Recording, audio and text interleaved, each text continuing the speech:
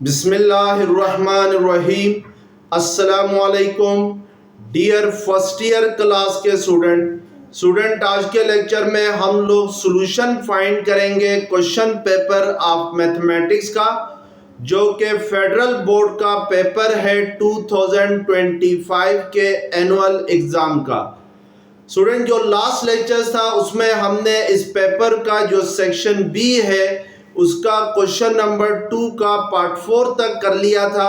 तो आज हम यहाँ पर नेक्स्ट पार्ट अटेम्प्ट करेंगे सेक्शन बी के। आपसे गुजारिश की जाती है कि मेरे चैनल को सब्सक्राइब करें, बेल आइकन को क्लिक करें, वीडियो को लाइक करें, शेयर करें, कमेंट्स करें। Thank you very much.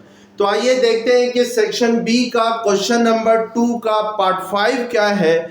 तो मैंने यहाँ पर आपके सामने क्वेश्चन नंबर 2 का पार्ट 5 का जो फर्स्ट क्वेश्चन है वो लिखा हुआ है।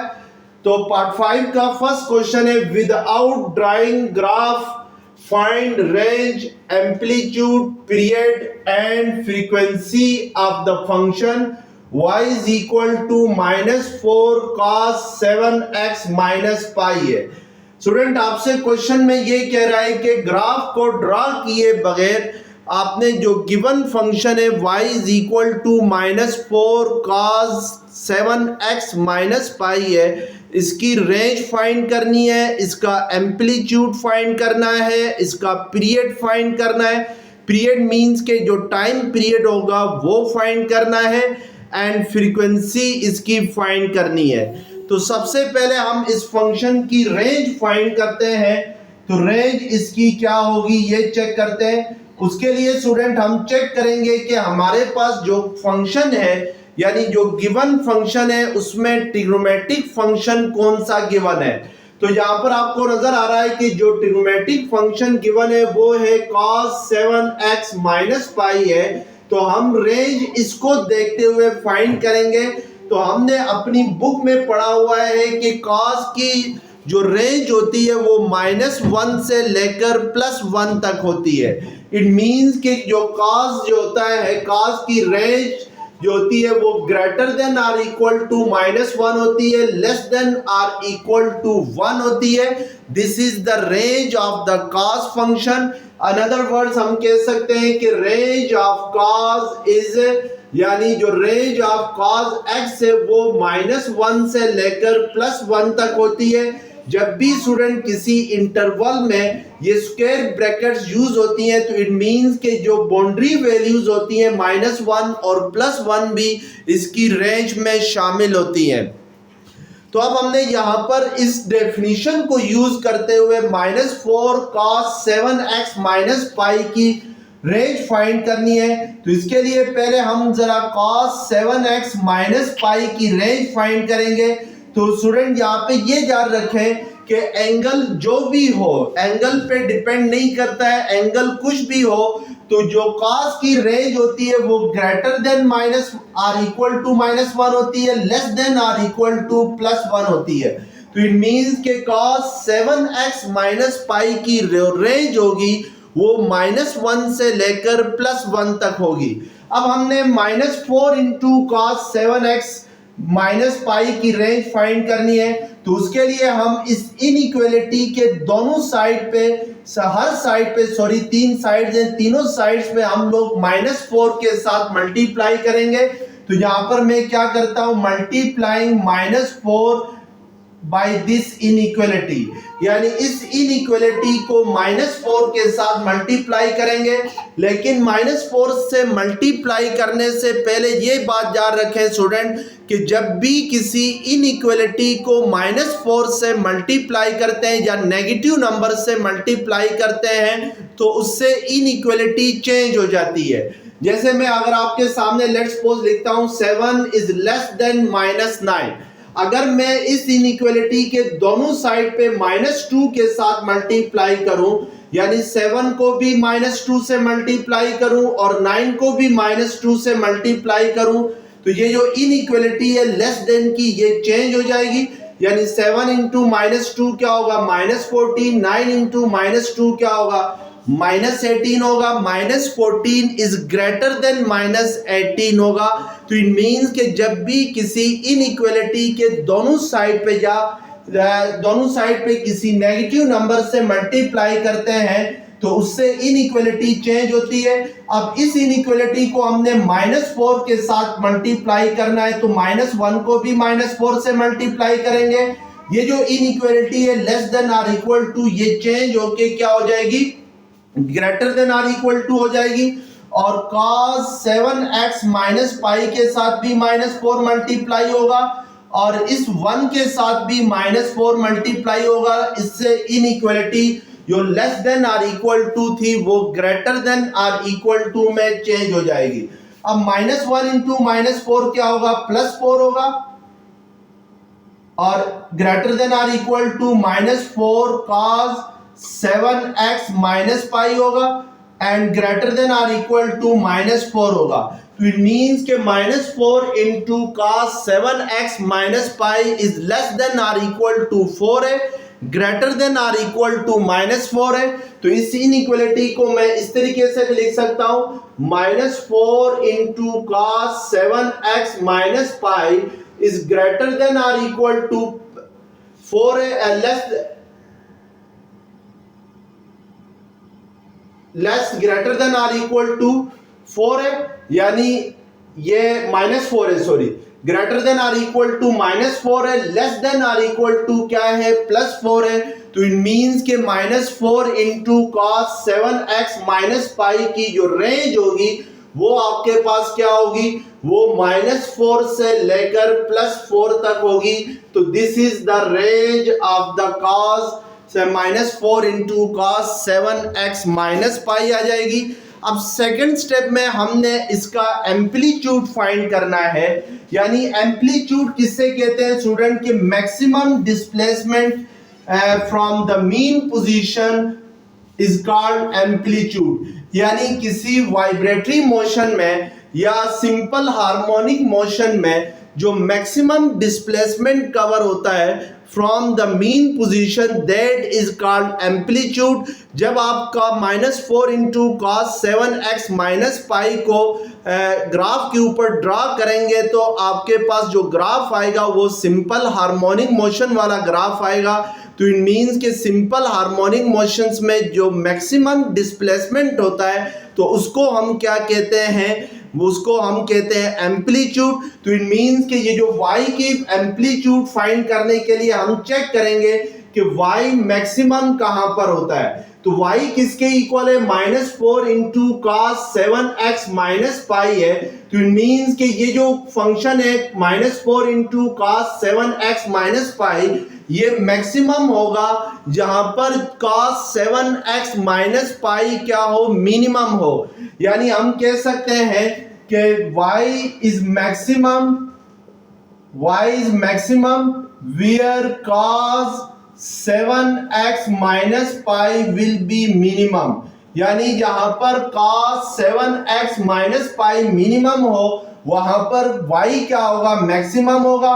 एंड मिनिमम वैल्यू ऑफ, और जो मिनिमम वैल्यू होगी cos 7x माइनस पाई की, वो आपके पास क्या होती है, वो -1 होती है, क्योंकि cos जो होता है वो उसकी मिनिमम वैल्यू -1 होती है, मैक्सिमम वैल्यू +1 होती है। तो इट मींस कि जो मैक्सिमम वैल्यू होगी, मैक्सिमम वैल्यू ऑफ y, वही क्या होगा, इस फंक्शन का एम्पलीट्यूड होगा। और एम्पलीट्यूड कैसे फाइंड करेंगे, -4 into cos 7x minus pi की मिनिमम वैल्यू पुट करेंगे। तो cos 7x माइनस पाई की मिनिमम वैल्यू क्या होती है, -1 होती है। तो माइनस इंटू माइनस क्या होगा, प्लस होगा। तो इट मींस कि जो amplitude of the given function है वो आपके पास क्या आ जाएगा, +4 आ जाएगा। नेक्स्ट स्टूडेंट, आपने पीरियड फाइंड करना है। पीरियड मींस कि जो टाइम पीरियड होता है वो फाइंड करना है। आपको मालूम है स्टूडेंट की जो ट्रिग्नोमेट्रिक फंक्शंस है ये पीरियोडिक फंक्शन है। पीरियोडिक फंक्शन मींस के after some interval of theta the trigonometric functions will repeat their value, यानी कुछ इंटरवल के बाद जो ट्रिग्नोमेट्रिक फंक्शन है वो अपनी वैल्यू रिपीट करते हैं, तो that are called periodic function. Periodic functions कौन से होते हैं? वो फंक्शंस जो अपनी वैल्यू को रिपीट करते हैं, तो that is called periodic function. और आपको मालूम है कि जो पीरियड ऑफ कॉस थीटा है, यानी जो पीरियड ऑफ कॉस एक्स है, वो आप क्या होता है 2 पाई होता है। तो इट मींस कि यहां पर अगर हम पीरियड फाइंड करना चाहें कि what is the period of y is equal to,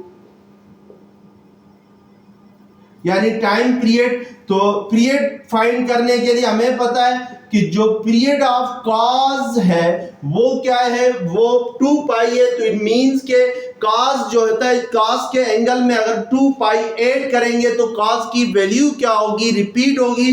तो यहां पर -4 into cos 7x minus pi का पीरियड फाइंड करने के लिए ये अपनी कॉस अपनी वैल्यू को रिपीट करता है आफ्टर 2 पाई। तो इट मींस के इसके एंगल में अगर 2 पाई ऐड होगा तो दैट रिपीट इट्स वैल्यू। तो इट मींस के 7x माइनस पाई प्लस 2 पाई होगा, तो इसकी वैल्यू वही होगी जो cos 7x माइनस पाई की होगी। अब इसको हम सिंप्लीफाई करेंगे तो ये -4 into cos 7x minus pi plus 2 पाई क्या होगा, प्लस पाई होगा।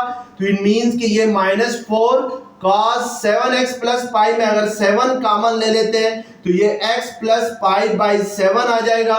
तो इट मींस कि जो x के साथ ऐड हो रहा है वो क्या ऐड हो रहा है, पाई बाई 7 ऐड हो रहा है। तो पीरियड ऑफ y इज, यानी जो पीरियड ऑफ y होगा वो क्या होगा, period of y is pi by 7 होगा। जो वाली x के साथ ऐड होगी वो पीरियड कहलाएगी। तो यहां पर period time period of y is equal to minus cos 7x minus pi का क्या होगा, पाई बाई 7 होगा। इट मींस के after pi by 7 interval the function y is equal to -4 cos 7x minus pi will repeat its value। अब student last में आपने इस function की फ्रीक्वेंसी फाइंड करनी है। तो फ्रीक्वेंसी स्टूडेंट हमेशा आपको मालूम है कि जो फ्रीक्वेंसी होती है that is the reciprocal of time period, यानी अगर मैं टाइम पीरियड को t के साथ रिप्रेजेंट करूं तो फ्रीक्वेंसी क्या होगी, 1/t के इक्वल होगी, यानी रेसिप्रोकल ऑफ टाइम पीरियड के इक्वल होगी। तो यहां पर हमारे पास t क्या आ गया है, पाई बाई 7 आ गया है। तो t की जगह पाई बाई 7 पुट करें तो ये क्या होगा, 7 बाई पाई होगा। बाई क्रॉस मल्टीप्लीकेशन 7 ऊपर जाके किसके साथ मल्टीप्लाई होगा, 1 के साथ मल्टीप्लाई होगा। तो इट मींस के जो पीरियड होगा जो फ्रीक्वेंसी होगी वो किसके इक्वल होगी, वो 7 बाई पाई के इक्वल होगी। अब आपके पास पार्ट 5 का सेकंड क्वेश्चन है, find the term containing x cube in the expansion of x plus 2 whole power 6 है। स्टूडेंट ये जो क्वेश्चन आया हुआ है ये आपके पास बाइनोमियल थ्योरम का क्वेश्चन है, और हमने यहाँ पर क्वेश्चन में आपसे कह रहा है कि वो टर्म फाइंड करें जिसमें x क्यूब आ रहा हो in the expansion of x plus 2 whole power 6। यानी आपसे ये कह रहा है कि इस एक्सप्रेशन की एक्सपेंशन में, यानी x प्लस 2 होल पावर 6 को जब एक्सपेंड करें तो इसमें वो टर्म कौन सी होगी जिसमें x क्यूब इन्वॉल्व हो रहा हो। तो इट मींस के स्टूडेंट ये बाइनोमियल थ्योरम का क्वेश्चन है, और बाइनोमियल थ्योरम में आपने जो जनरल टर्म फाइंड करने का फार्मूला पढ़ा था, बाइनोमियल थ्योरम क्या होता है, लेट्स सपोज अगर आपके पास है a plus b whole power n है तो ये इक्वल होता है a power n plus n into a power n minus 1 into b square plus n into n minus 1 divided by 2 factorial a power n minus 2 into ये b square नहीं है, पिछली term में b है, b square plus n into n minus 1 n minus 2 divided by 3 factorial a power n minus 3 into b cube plus so on. जो last term होती है वो क्या होती है, b पावर n होती है। या हम इसको इस तरीके से भी लिख सकते हैं a plus b whole power n equal to a power n का कोफिशिएंट अगर कुछ भी ना हो तो 1 होता है।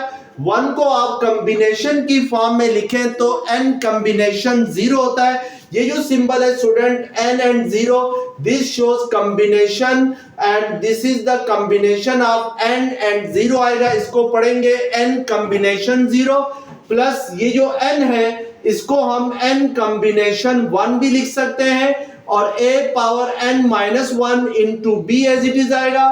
फिर जो थर्ड टर्म में n into n minus 1 divided by 2 factorial है तो इसको आप n कॉम्बिनेशन 2 भी लिख सकते हैं into a power n minus 2 b square as it is आएगा। इसी तरीके से जो लास्ट टर्म है वो b पावर n है, इसका कोफिशिएंट भी 1 है तो 1 को आप n0 और या n भी लिख सकते हैं और n0 भी लिख सकते हैं। n कॉम्बिनेशन n भी 1 होता है और n कॉम्बिनेशन 0 भी 1 होता है। ये याद रखें स्टूडेंट, n कॉम्बिनेशन n भी 1 होता है, n कॉम्बिनेशन 0 भी 1 होता है और b पावर n को एज इट इज लिख सकते हैं। अब इसकी जो जनरल टर्म होगी ऑफ बाइनोमियल एक्सपेंशंस की, जो जनरल टर्म होगी उसको हम let's suppose T R plus 1 के साथ रिप्रेजेंट करते हैं और ये इक्वल होती है जो general term of a binomial expansion, ये n r into a power n minus are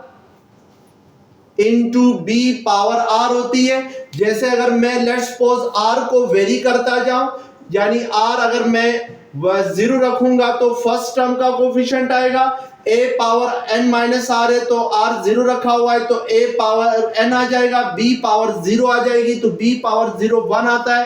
तो इट मींस कि ये फर्स्ट टर्म बन जाएगी।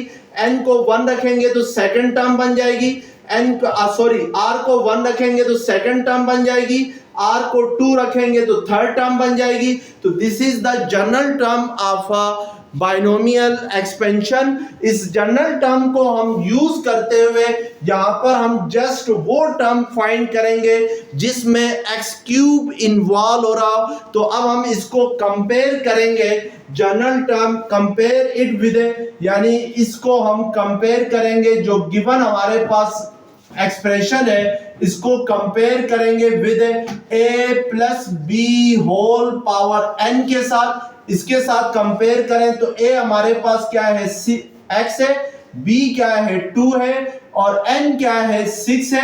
अब जो general term of binomial expansion होती है वो किसके इक्वल होती है, वो आपके पास इक्वल होती है टी आर प्लस 1 होती है और ये किसके इक्वल होती है, n r into a power n minus r into b power r होती है। अब हम स्टूडेंट यहां पर वैल्यूज पुट करेंगे तो n हमारे पास क्या है, n हमारे पास 6 है तो n की जगह 6 रखेंगे। r हमने फाइंड करना है, a power n minus r है तो a पावर 6 माइनस आर होगा और b power r as it is आएगा। तो यहाँ पर अगर हम लोग a भी हमें गिवन है वो क्या है, x है तो a की जगह x रखेंगे, b हमारे पास क्या है 2 है तो b की जगह हम क्या रखेंगे 2 है। तो by putting the values in general term तो हमारे पास ये क्या आ जाएगा, 6 combination r into x power 6 minus r into 2 power r आ जाएगा। अब हमने स्टूडेंट वो टर्म फाइंड करनी है जिसमें x क्यूब इन्वॉल्व हो रहा हो, तो उसके लिए हम इस जनरल टर्म में जो r है उसको खुद से चूज करेंगे। r को इस तरीके से चूज करेंगे कि जो टर्म है वो हमारे जो रिक्वायर्ड टर्म है वो हमारे पास आ जाए। तो r को हम क्या चूज करें कि इस टर्म में x क्यूब आ रहा हो तो इसमें नजर आ रहा है कि x की पावर क्या है 6 माइनस r है, 6 में से क्या माइनस करें तो 3 आएगा। तो इट मींस कि 6 में से अगर 3 को माइनस करेंगे तो 3 आएगा। तो अगर हम लोग r को 3 चूज करते हैं तो वो वाली टर्म हमारे पास आती है जिसमें x क्यूब इन्वॉल्व हो रहा हो। तो इसलिए फॉर रिक्वायर्ड टर्म, यानी जो गिवन टर्म है, जो रिक्वायर्ड टर्म है उसको फाइंड करने के लिए फॉर रिक्वायर्ड टर्म कौन सी है हमारे पास, x क्यूब है, उसके लिए हम take r is equal to 3 r को हम खुद से चूज करेंगे क्या 3, अगर r को 3 चूज करते हैं तो ये t r+1 है तो 3+1 होगा, एंड 6r है तो 6 कॉम्बिनेशन 3 हो जाएगा, x पावर 6 माइनस r है तो 6 माइनस r किसके इक्वल होता है, 6 माइनस r की जगह हम 3 पुट करेंगे, 2 पावर r है तो r की जगह हम क्या पुट करेंगे, 3 पुट करेंगे। अब स्टूडेंट हमारे पास ये कौन सी टर्म बनती है, 4 टर्म बनती है, 3+1 क्या होगा 4 होगा, T4 मींस के 4 टर्म ऑफ द एक्सपेंशन, ये 6 कॉम्बिनेशन 3 है तो 6 कॉम्बिनेशन 3 को हम इस तरीके से भी लिख सकते हैं 6c3, और x पावर 6 माइनस 3 है तो that will be x cube, and 2 power 3 क्या होगा 8 होगा। अब हम यहाँ पर 6 कॉम्बिनेशन 3 फाइंड करते हैं, तो 6 कॉम्बिनेशन 3 किसके इक्वल होता है, 6 factorial divided by 3 factorial into 6 minus 3 factorial होता है। आपने अपने बुक में पढ़ा हुआ है कॉम्बिनेशन का फार्मूला क्या होता है, NCR इक्वल होता है n factorial divided by r factorial into n minus r factorial के इक्वल होता है। तो by using this combination formula हम इसको लिख सकते हैं 6c3 को 6 factorial divided by 3 factorial into 6 minus 3 factorial लिख सकते हैं। तो अब इसको सिंप्लीफाई करें तो 6 माइनस 3 3 होता है, और 3 फैक्टोरियल किसके इक्वल होता है, 3 फैक्टोरियल 6 के इक्वल होता है। तो यहाँ पर अगर मैं 6 फैक्टोरियल को 6 इंटू 5 इंटू 4 इंटू 3 फैक्टोरियल लिखूं, और इस 3 फैक्टोरियल को 6 लिखूं, इसको भी 6 लिखूं, तो 6 6 से कैंसिल हो जाएगा, और इसके अलावा 2 3 6 2 2 4, और ये 3 फैक्टोरियल यहाँ पे ये भी क्या होगा 6 होगा, तो 3 2 क्या होगा 6, तो ये 2 2 4 4 5 क्या होगा 20 होगा। तो इट मींस के 6 कॉम्बिनेशन 3 किसके इक्वल आता है, ये इक्वल आता है आपके पास 20 के, तो 20 इंटू एक्स क्यूब इंटू 8 आ जाएगा। 20 को 8 के साथ मल्टीप्लाई करते हैं तो 160 एक्स क्यूब आ जाएगा। तो इट मींस के इसके एक्सपेंशन में, यानी ये जो गिवन आपके पास एक्सप्रेशन है x प्लस 2 होल पावर 6 को एक्सपेंड करें तो वो टर्म जिसमें x क्यूब इन्वॉल्व हो रहा हो वो कौन सी होगी, वो होगी 160 x क्यूब होगी।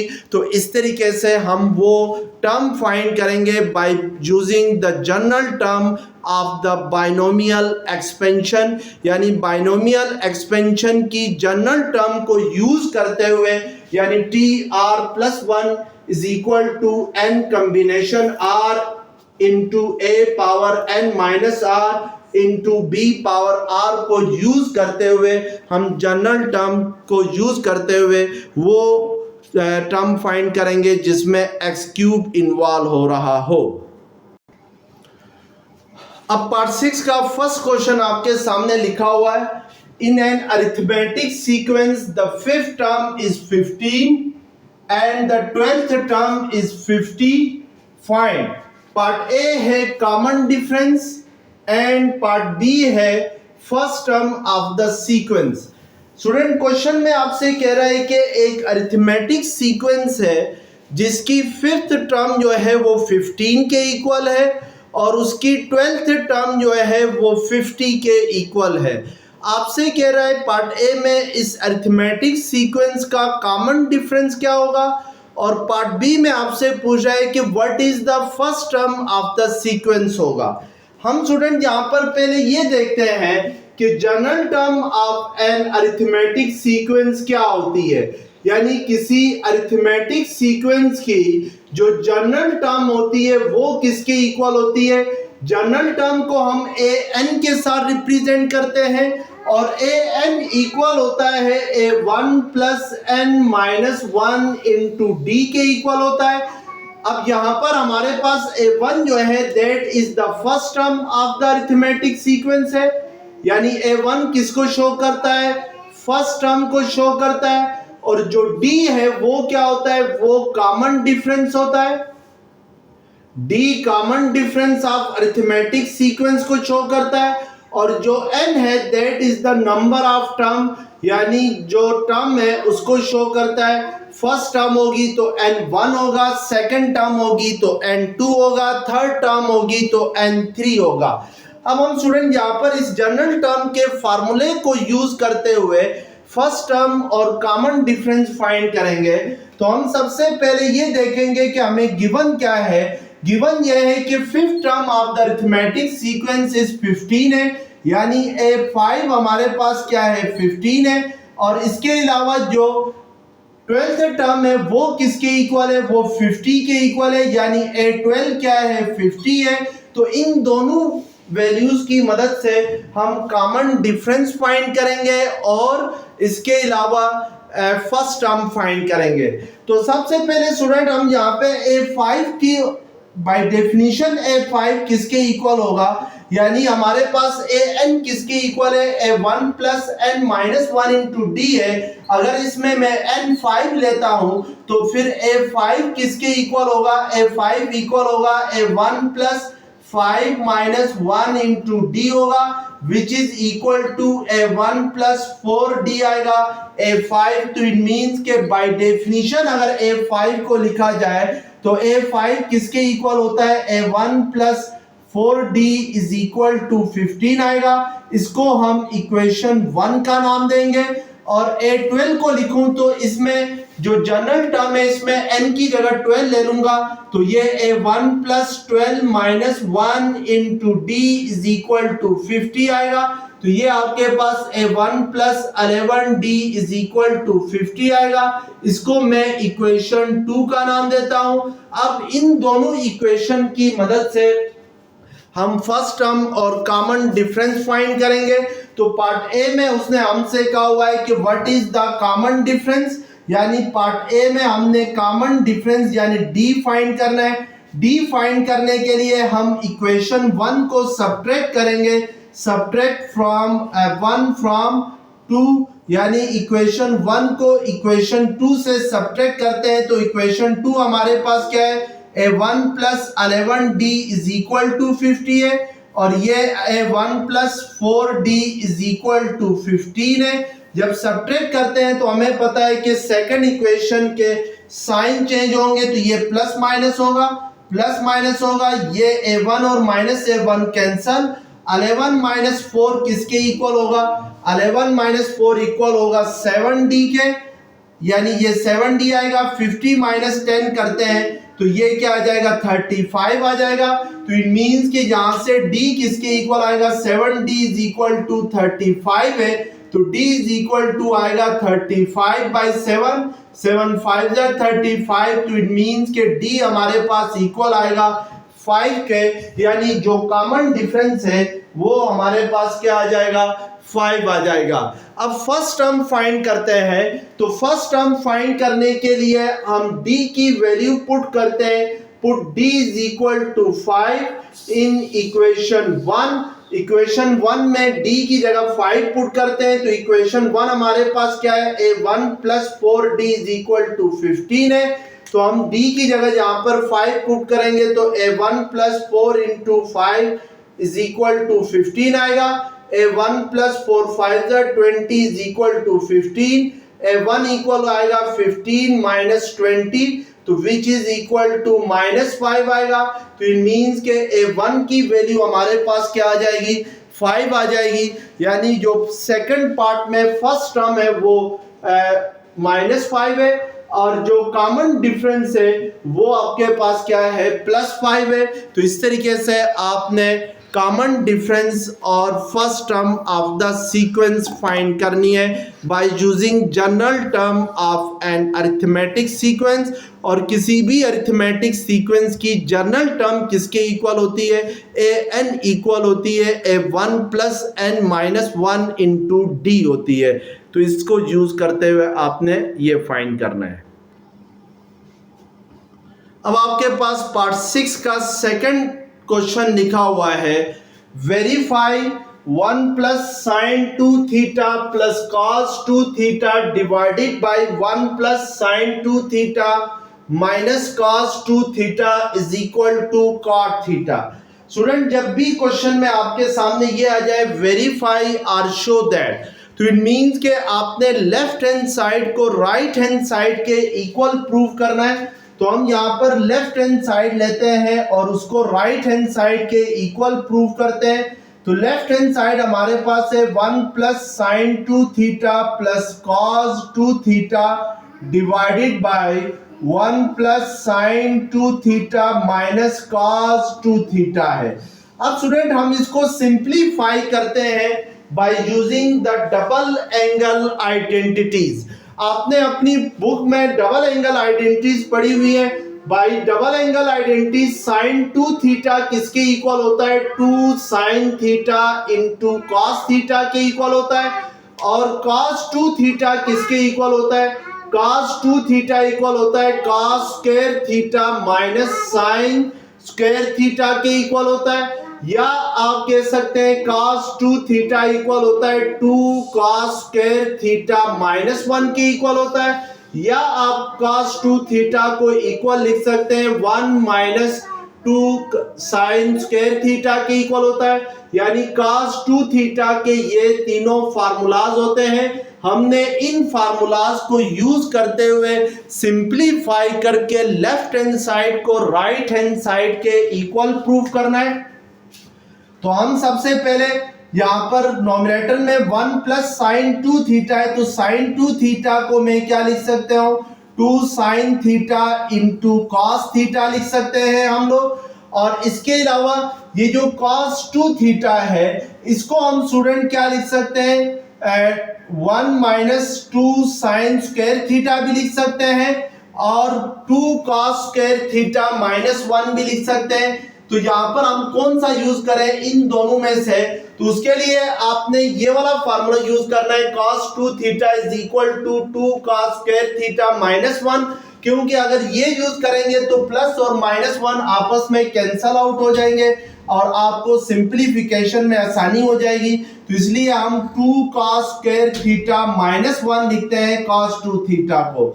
और डिनोमिनेटर में 1 प्लस साइन 2 थीटा को आप 2 sine theta into cos theta लिख सकते हैं। और ये जो cos 2 थीटा है इसको हम लिखेंगे 1 माइनस 2 साइन स्क्वायर थीटा लिखेंगे।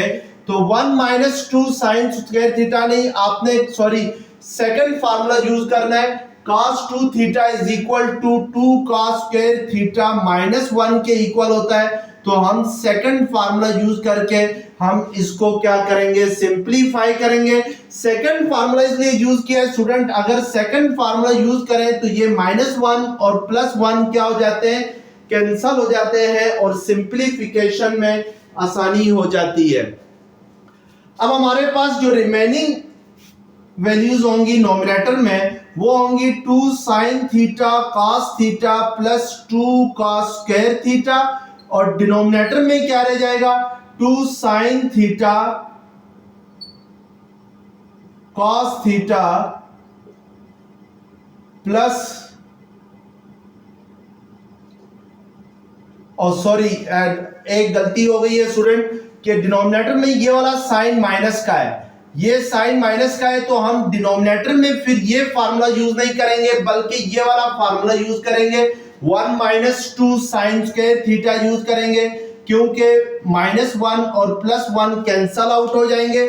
आपने डिनोमिनेटर के लिए डिनोमिनेटर में जो cos 2 थीटा है उसकी जगह आपने 1 minus 2 sine square theta cos square theta 1 minus 2 sine square theta put करना है। जब ये ब्रैकेट हटा देंगे ये वाली ब्रैकेट, तो इससे ये साइन क्या हो जाएंगे? चेंज हो जाएंगे, ये माइनस प्लस होगा। अब ये -1 और ये +1 कैंसल हो जाएंगे, तो डिनोमिनेटर में आपके पास रह जाएगा 2 sine theta cos theta plus 2 sine square theta रह जाएगा। तो this is the simplification form. अब आपने इसको मजीद सिंप्लीफाई करना है। तो नॉमिनेटर में क्या कॉमन आता है? 2 cos थीटा कॉमन आता है। तो नॉमिनेटर में कॉमन लेंगे 2 cos थीटा, तो आपके पास क्या रह जाएगा? साइन थीटा रह जाएगा और प्लस cos थीटा रह जाएगा। और डिनोमिनेटर में आप कॉमन लेंगे 2 साइन थीटा कॉमन लेंगे, तो तो यहाँ से 2 साइन थीटा अगर कॉमन लेते हैं तो यहाँ पे क्या रह जाता है, cos theta plus 2 sine square theta में से 2 साइन थीटा कॉमन आ गया तो क्या रह गया, साइन थीटा। अब ये वाली और ये वाले फैक्टर कैंसिल हो जाएंगे क्योंकि दोनों सेम है, और 2 और 2 कैंसिल हो जाएंगे तो क्या रह जाएगा, cos theta divided by sin theta रह जाएगा। और cos theta divided by sin theta किसके इक्वल होता है, ये इक्वल होता है cot थीटा के। तो इट मींस कि हमारे पास जो गिवन लेफ्ट हैंड साइड थी वो क्या थी, cot थीटा थी। तो इट मींस के लेफ्ट हैंड साइड किसके इक्वल आ गई, राइट हैंड साइड के इक्वल आ गई। तो हम कह सकते हैं कि लेफ्ट हैंड साइड इक्वल है किसके, राइट हैंड साइड के। तो इस तरीके से हम इसको वेरीफाई करेंगे। जो नेक्स्ट क्वेश्चन है उनको हम इंशाल्लाह नेक्स्ट लेक्चर में सॉल्व करेंगे। तब तक के लिए अल्लाह हाफिज।